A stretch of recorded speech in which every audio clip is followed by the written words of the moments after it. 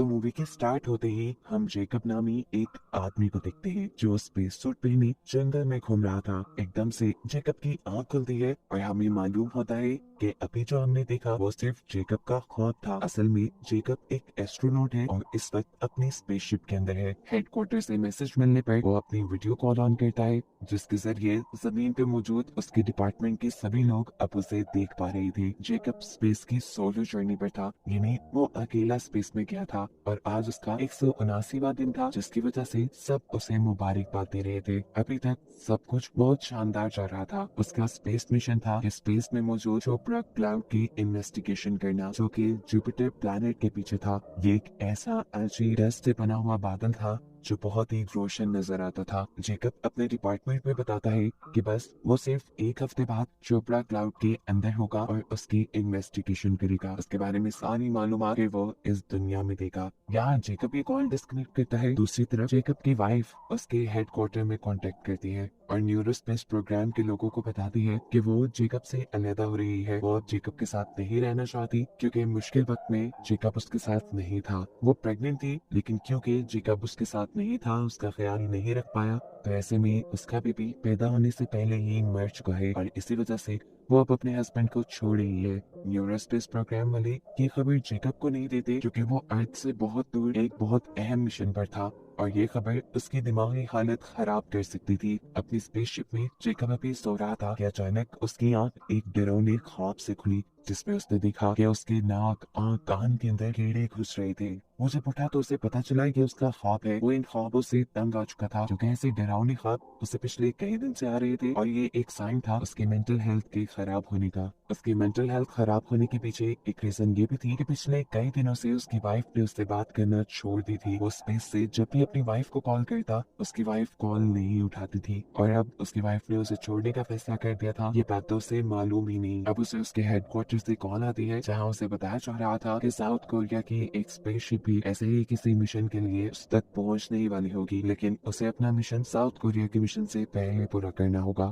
फिर रात हो जाती है। जेकब दोबारा सो जाता है। इस मर्तबा उसकी आंख खुली स्पेसशिप में होने वाली हलचल से। वो डर गया क्योंकि आवाज बहुत जल्द तेज थी। वो जैसे ही अपना स्पेस का ये चैम्बर खोलता है तो वहाँ एक स्पाइडर के जैसे दिखने वाला मॉन्स्टर एलियन था। जेकब बुरी तरह डर गया और जेकब ने ये चैम्बर बंद कर दिया। मजेदारी की बात तो ये थी कि इस एलियन के अंदर टेलीकाइनेसिस की पावर थी, यानी वो किसी के भी दिमाग को पढ़ सकता था और अपनी बात किसी के भी दिमाग में डाल सकता था। इसी पावर का यूज करते हुए वो जेकब से कहता है, अरे परेशान मत हो, मैं तुम्हें कोई नुकसान नहीं पहुंचाऊंगा। लेकिन जेकब डर के वहां से चला जाता है। खुद अपना स्पेस सूट पहनता है और फिर कॉल करके अपने हेडक्वार्टर पे अपने स्पेसशिप के अंदर पॉइजनस गैस छोड़ने को कहता है जिससे कि वो एलियन मर जाए। एक तरफ तो ये सब था, दूसरी तरफ उसे ये भी लग रहा था कि हो सकता है वो मॉन्स्टर असली ना हो, उसकी दिमागी हालत ऐसी अजीब हो गई है उसी की वजह से उसे हेलुसिनेशंस हो रही हो। जैसे ही ये बात उसके दिमाग में आई तो उस मॉन्स्टर ने उसे बताया कि मैं हकीकत हूँ और इस टाइम तुम्हारी स्पेसशिप के अंदर ही हूँ। ये सुनकर तो वो और भी ज्यादा डर गया और अपने ग्लास चैम्बर के अंदर जा छुपा।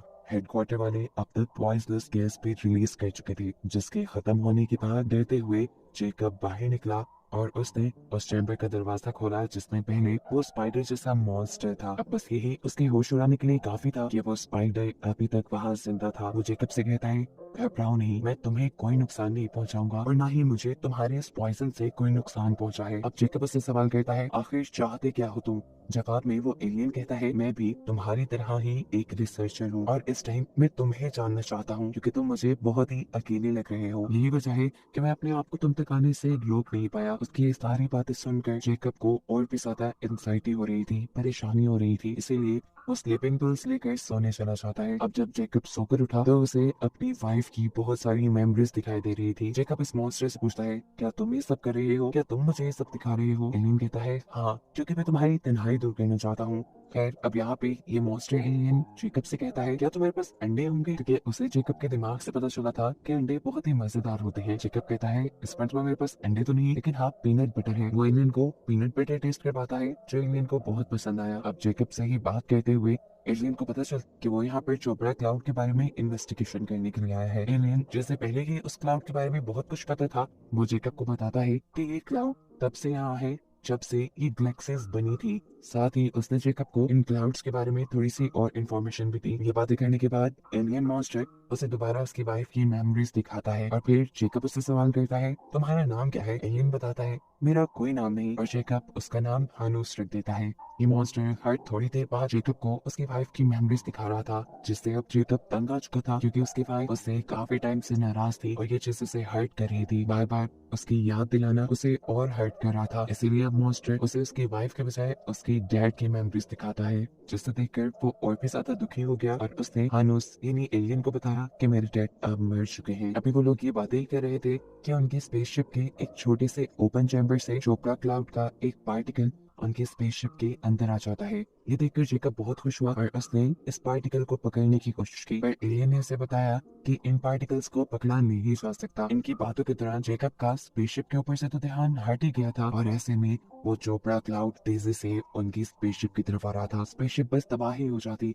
जेकब बहुत ज्यादा डर चुका था, उसके हाथ पांव काम गए थे, उसे समझ नहीं आ रही थी कि क्या करे। तब वो स्पाइडर नुमा एलियन उसे गले लगकर उसे काम डाउन करता है और बताता है कि चोपड़ा क्लाउड है बिल्कुल किसी आम बादल की तरह, चाहे ये डस्ट का बादल है लेकिन ये तुम्हारी स्पेसशिप को कोई नुकसान नहीं पहुंचाएगा, न ही तबाह करेगा। ये सिर्फ पार्टिकल्स हैं जो तुम्हारी स्पेसशिप के इर्द गिर्द सस्पेंड हो जाएंगे, यानी खड़े हो जाएंगे। इस सिचुएशन से निकल आने के बाद उसे दोबारा अपनी वाइफ की याद आती है कि कैसे जब उसकी वाइफ बीमार थी उसे जेकब की जरूरत थी तो जेकब उसे छोड़ आया। उसकी ये सारी सोच, ये सारी यादें उस एलियन ने भी देख ली और अब उस एलियन को जेकब से नफरत होने लगी थी क्योंकि वो जान गया था कि जेकब सेल्फिश है। उसने अपनी मिशन के लिए अपनी फैमिली को छोड़ दिया और ये जानकर वो भी उसे छोड़कर चला जाता है। उसको जाता देखकर जेकब उससे कहता है, हानूस मत जाओ, मुझे तुम्हारी जरूरत है। लेकिन हानूस कहता है, अब मैं रुकने वाला भी नहीं क्योंकि मैंने देख लिया है तुमने अपनी वाइफ के साथ बहुत बुरा किया, तुम बहुत ही ज्यादा मतलबी इंसान हो। जेकब को अपनी गलती का एहसास हो गया था। ये सब चीजें देखकर जेकब जो बहुत ही ज्यादा उदास हो चुका था वो फाइनली हिम्मत जुटाकर अब अपनी वाइफ को कॉल करता है उससे माफी मांगने के लिए। उसकी वाइफ इतनी आसानी से मानने वाली तो नहीं थी, लेकिन जेकब ने सोच लिया था कि वो अपनी वाइफ को मना कर ही रहेगा।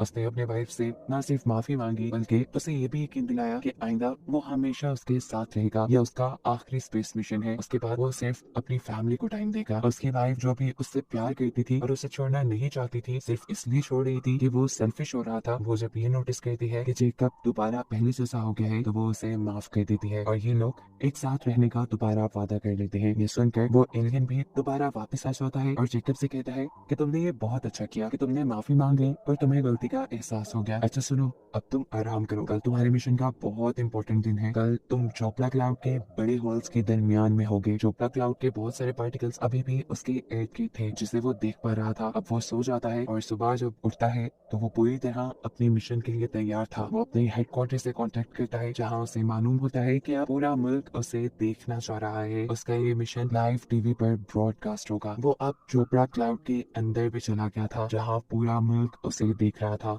यहाँ इन सब चीजों को देखकर जेकब ने ये कंक्लूजन निकाला कि चोपड़ा क्लाउड तब बना होगा जब सूरज के टूटने से ये गैलेक्सी बनी थी, यानी ये गैलेक्सी के बनने के बाद बचने वाले पार्टिकल्स है जो इतने रोशन दिखाई देते हैं। अभी वो ये बात कर ही रहा था कि पीछे से हानोस ने उसे बताया कि वो जा रहा है, जो कि उसे एक बहुत ही बुरी इन्फेक्शन है, जिस इन्फेक्शन के चलते उसके जैसे उसके सभी एलियंस दूसरे प्लैनेट्स पर मारे गए और अब वो भी मारा जाएगा। ये कहते ही वो स्पेसशिप से बाहर निकल गया। जेकब जो ये सारी बातें सुनकर दुखी हुआ था वो भी फौरन उसके पीछे निकलता है और जाते हुए आखिरी बार हानूस को पीनट बटर गिफ्ट करता है जो कि उसे बहुत पसंद था। हम देखते हैं कि अब हानूस यानी उस एलियन के ऊपर बहुत सारे स्पेस वाले कीड़े आ चुके थे जो उसे बस खाकर खत्म कर देती। जाते जाते हानूस उसे उसकी वाइफ की मेमोरीज दिखाता है उस वक्त की जब वो पहली मर्तबा मिले थे। ये देखकर जेकब के साथ साथ हानूस भी बहुत खुश हुआ और यहाँ पर जेकब को एहसास हो गया कि वो सच में अपनी वाइफ के बगैर नहीं रह सकते। सीन कट होता है और अब दोबारा हम जेकब को जंगल में देखते हैं, वो भी स्पेस सूट पहने जहाँ पर उसे उसकी वाइफ मिली। उसकी वाइफ उससे यहाँ प्यार भरी बातें कर रही थी, लेकिन ये सब बस उसका एक वहम था। असल में काफी अर्सा अकेले रहने की वजह से उसकी मेंटल हालत काफी खराब हो गई थी और वो अपने वाइफ के सपनों में इतना खो गया था कि उसे वापस स्पेसशिप में जाने का एहसास ही नहीं रहा। वो इसी चोपड़ा क्लाउड के देखते ही गुम हो गया, जिसे फिर साउथ कोरिया की टीम ने आकर रेस्क्यू किया। इन्वेस्टिगेशन तो चोपड़ा क्लाउड पे जेकब पहले ही कर चुका था, ऐसे में साउथ कोरिया वाले उसे रेस्क्यू करके वापस जमीन पे ले आते हैं और फाइनली अब जेकब अपनी वाइफ से मिलता है जहाँ उसने ये फैसला किया हुआ था कि वो अब कभी भी अपनी वाइफ और अपनी फैमिली को छोड़कर नहीं जाएगा। बस यही दिखाते हुए कहानी यहाँ खत्म हो जाती है।